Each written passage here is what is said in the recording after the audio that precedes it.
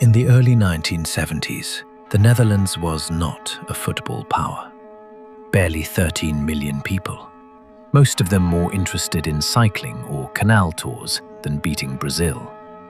The big trophies always went to the usual suspects: Italy, Germany, Argentina. Dutch football lived in the margins. But in Amsterdam, something quiet was happening. A generation of players, skinny kids from narrow streets, started moving differently. They didn't know it yet, but within a few years, they would force the entire sport to change. Not because they wanted fame, because they couldn't stand still. Football in the Netherlands wasn't a religion. Not yet. It was just what you did after school. But space was tight in Amsterdam. Narrow streets, tiny playgrounds, canal bridges. You learned to control the ball fast, pass quick, move into empty space. No room for showboating. An entire generation was training for total football without knowing it. The revolution didn't start with the national team. It started at Ajax Amsterdam. Between 1971 and 1973, Ajax won 3 European Cups in a row. Opponents didn't know what hit them. Defenders became attackers. Midfielders covered every blade of grass. The ball moved so fast that spectators got dizzy.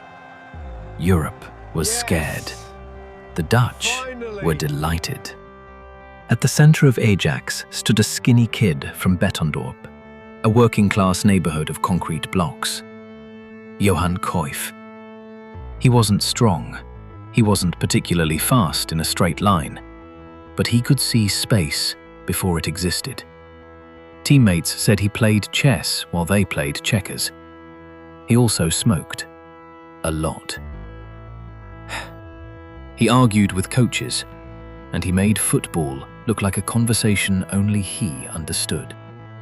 Rinus Michels was the opposite of Cruyff. Disciplined, cold, demanding. A former gym teacher who treated football like a science. He hated laziness. He hated egos. But he gave his players freedom within structure. Michels didn't invent total football alone. He just had the courage to let it happen. Total football sounded simple. Any player could take any position. In practice, it required insane fitness, constant talking, and telepathic understanding. The left-back could become a striker. The centre-forward could defend. Opponents chased the ball, but the ball was always moving. By 1974, the Dutch had perfected it. The world was about to see something new. June 1974. The Dutch landed in West Germany. They weren't favourites. Brazil had Pelé's ghost. West Germany had home advantage. The Dutch had a system nobody trusted yet, and a striker named Cruyff, who had refused to wear the official team tracksuit because it had 3 stripes. He had his own deal with Puma. Revolution starts small. Their first training session in Germany looked like chaos. Players swapped positions constantly. Goalkeepers dribbled out to midfield. German journalists laughed. Then the Dutch played a practice match against a local club and won 12-0 without seeming to try. The laughter stopped. The Dutch opened the tournament against Uruguay, 2-time World Cup winners. Tough, cynical, experienced. The Dutch beat them 2-0, but the score lied. Uruguay barely touched the ball. After the match, their captain said, "We didn't know where to run." Europe started paying attention. Football had rules. Defenders defend. Strikers score. The Dutch threw away the rule book. In one match, defender Ruud Krol ended up as centre-forward for 10 minutes. No one told him to go there. He just felt the space. Midfielder Ari Hahn tracked back to tackle an opponent, then launched a 50-meter pass. Opponents said it was like playing against a swarm. They were right. Bulgaria destroyed 4-1. Argentina outplayed. East Germany held to a draw, but the Dutch dominated possession. By the end of the first group stage, the Dutch had scored 8 goals, conceded 1. Bookmakers changed their odds. The revolution was no longer a surprise. It was a warning. By the second round, the Dutch were the main attraction. Fans from other nations wore orange scarves. Brazilian journalists wrote, "We are afraid of them." Cruyff was on every magazine cover, but the team stayed focused. Their next opponent? The reigning world champions, Brazil. And the Dutch couldn't wait. Johan Cruyff got the headlines, but Johan Neeskens was the engine. Teammates called him Johan II, not because he was second best, but because he never stopped running. In training, he'd chase every ball like it was the final minute of a final. He tackled hard. He scored from midfield. He defended like a centre-back. When total football worked, it was often Neeskens who made it look simple.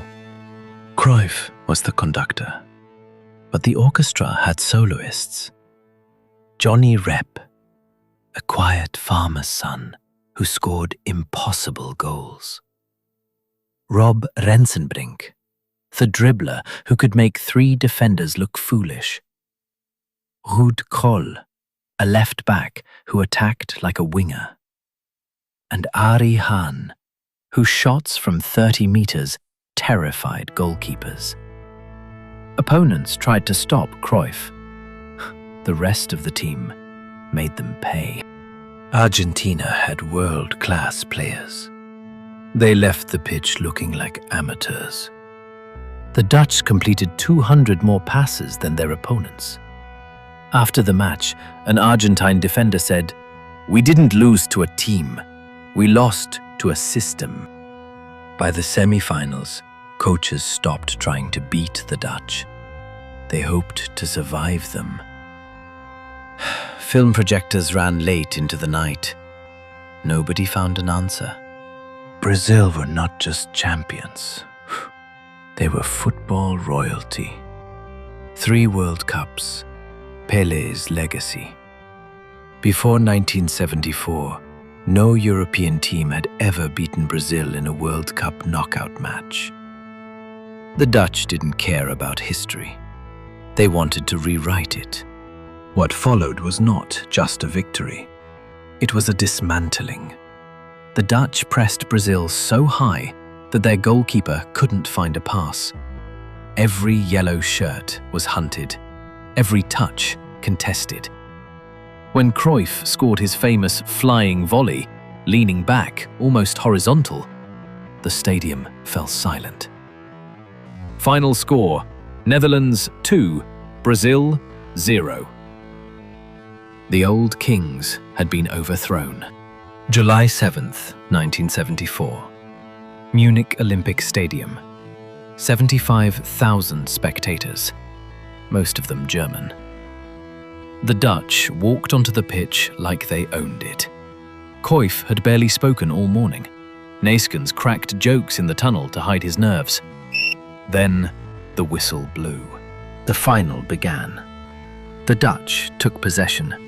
Germany couldn't touch the ball. Then Cruyff received it near halfway. He accelerated. A shoulder drop, a burst of pace.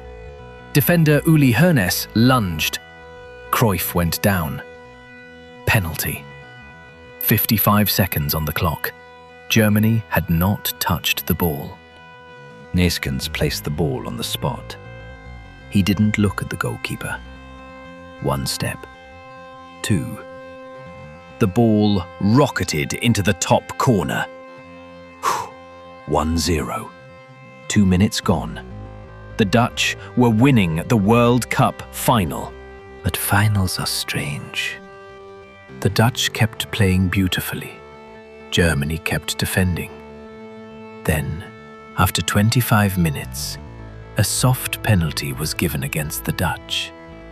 Paul Breitner converted. 1-1.